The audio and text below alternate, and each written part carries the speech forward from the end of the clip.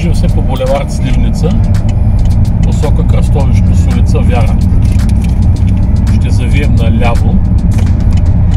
Тук вляво ни е Лидъл и дом Младост кръстовището. И чакаме на светлия сигнал на зеления. Особеното е при завиването наляво,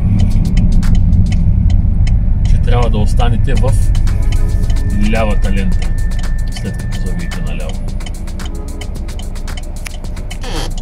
Заострим вниманието, хубаво да видят маркировката.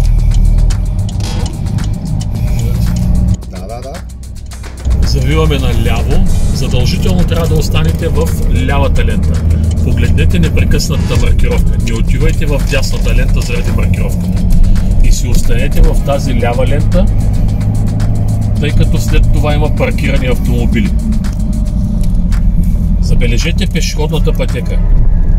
Тя е цяла върху цялата улица. Независимо дали от ляво или от дясно има пешеходец, трябва да спрете.